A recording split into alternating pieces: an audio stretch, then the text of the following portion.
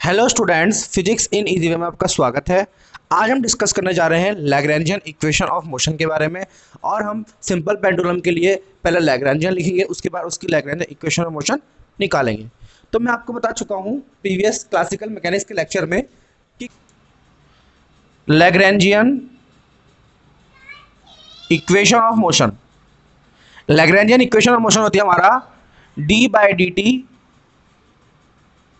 Del L by del Q I dot minus del L by del Q i equals to zero.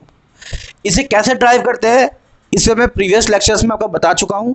Description box में जाइए, वहाँ मैंने D Alembert principal से कैसे हम इस इक्वेशन ऑफ मोशन को निकालते हैं वो भी सिखाया है मैंने आपको।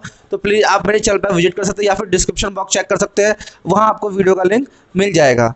बट यहाँ पर हम सिर्फ इस इक्वेशन ऑफ मोशन के यूजेस पढ़ेंगे।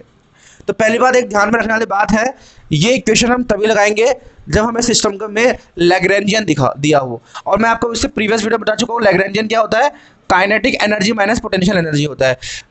किसी सिस्टम की हमें काइनेटिक एनर्जी मिल जाए और पोटेंशियल एनर्जी मिल जाए, दोनों का डिफरेंस ही क्या होता है, लैग्रेंजियन होता है। तो इस इक्वेशन को बोलते हैं लैग्रेंजियन इक्वेशन ऑफ मोशन। ये equation of motion same result देती है किसकी तरह, न्यूटन इक्वेशन ऑफ मोशन की तरह। जो रिजल्ट हमको न्यूटन इक्वेशन ऑफ मोशन से मिलता है वही एग्जैक्टली सेम रिजल्ट हमको लैग्रेंजियन इक्वेशन ऑफ मोशन से भी मिलता है। बट इसे हम तब लगाएंगे जब क्वेश्चन में हमको फोर्स, मास, एक्सेलरेशन, वेलोसिटी दिया हो। इसे हम तब लगाएंगे जब क्वेश्चन में लैग्रेंजियन दिया हो। Every problem related to Lagrangian can be solve by Lagrangian equation of motion. तो यहाँ पर आपका जो एक क्यू आई डॉट है बता चुका हूँ आपको, और एक क्यू आई है।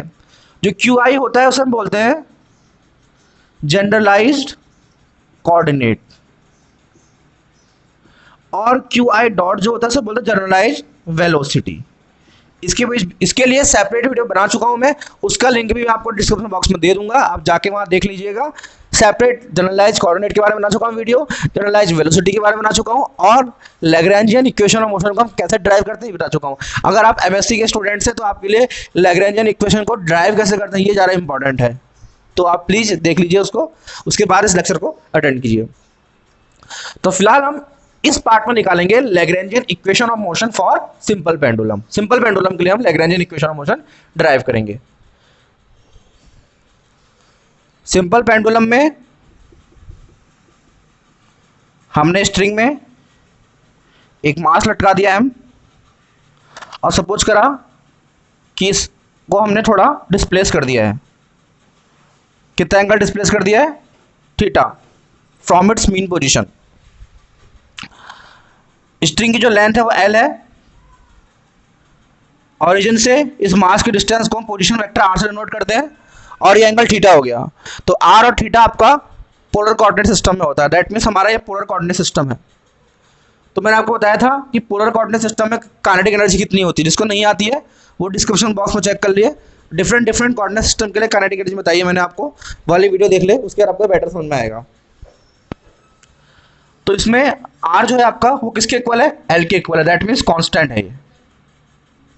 और जब आप आर का एक बार डिफरेंशिएशन करोगे with respect to time, that means d r by D t, तो जीरो आ जाएगा, because r equals to constant, और कांस्टेंट का टाइम के रिस्पेक्ट में derivative zero. Kinetic energy that means T कितनी होती है पोलर कोऑर्डिनेट सिस्टम में, half m r dot square plus r square theta dot square. Different coordinate system में अलग अलग होती है, मैंने डिस्क्रिप्शन दिया हुआ है, लिंक देख लीजिए वहां जाकर। तो half m r dot square plus r square theta dot square, ये आपका पोलर कोऑर्डिनेट सिस्टम में काइनेटिक एनर्जी होती है। तो kinetic energy T equals to half m, r dot कितना है जीरो, प्लस आर, आर किसके इक्वल है, एल के, तो आर के यहाँ पर आ जाएगा L square theta dot square, which is equal to half M L square theta dot square, half M L square theta dot square. This is kinetic energy. Potential energy को हम निकालें, V equals to potential energy क्या होती है, M G H. अब इसमें जो इसकी हाइट है, ये पेंडुलम की हाइट जो होगी यहाँ से मेजर करेंगे हम। अगर बाई चांस सपोज कर लो ये आपका ग्राउंड है, ये ग्राउंड है आपका, अगर ग्राउंड से हम मेजर करते हैं हाइट, तो उस केस में जो पोटेंशियल एनर्जी होती है वो प्लस की एम जी एच होती है। बट अगर हम इस हाइट को यहाँ से मेजर कर रहे हैं तो पोटेंशियल एनर्जी माइनस का mgh होगी, तो इसकी पोटेंशियल एनर्जी आपकी आ जाएगी माइनस का mgh, बिकॉज हम इस पोजीशन से इसकी पोटेंशियल एनर्जी को कैलकुलेट करेंगे। तो लैग्रेंजियन को डिफाइन करते हैं हम kinetic energy minus potential energy. Kinetic energy है half M L square theta dot square minus potential energy हो गई mgh प्लस हो जाए आपका। अब इस हाइट जो हमने ये हाइट ली है इसकी वैल्यू कैलकुलेट करते हैं। तो इसको यहाँ पर से अगर मैं परपेंडिकुलर ड्रॉ करूँ तो ये भी आपका हाइट ही होगी पेंडुलम की, ये आपका एल हो गया, ये आपका थीटा हो गया। इसमें अगर हम लगाएं cos theta base upon hypotenuse, तो cos theta equals to base आपका हो गया h और हाइपोटेनियस आपको हो गया l। तो यहाँ से अगर h निकाले आपका आ जाएगा l कॉस थीटा, तो यहाँ पर h को पुट कर देंगे हम। तो लैग्रेंजियन l इक्वल्स टू आ गया half m l square theta dot square plus m जी एल कॉस थीटा। इसमें से कुछ कॉमन आ रहा है, एक तो इसमें से m कॉमन आ रहा है, एक इसमें l कॉमन आ रहा है और कुछ कॉमन नहीं आ रहा है, तो आ जाएगा एल एम। यहाँ बचेगा आपका एल स्क्वायर, एक एल बचेगा क्योंकि एक एल तो कॉमन ले चुके हैं, theta dot square divided by 2 plus g cos theta. This is Lagrangian for simple pendulum. तो सिंपल पेंडुलम के लिए लैग्रेंजियन कितना होता है, half M L square theta dot square m जी एल कॉस थीटा। अब हम निकालेंगे लैग्रेंजियन इक्वेशन ऑफ मोशन। तो लैग्रेंजियन इक्वेशन ऑफ मोशन होती है आपका d by D T del L by del Q I dot minus का del L by del Q i equals to 0।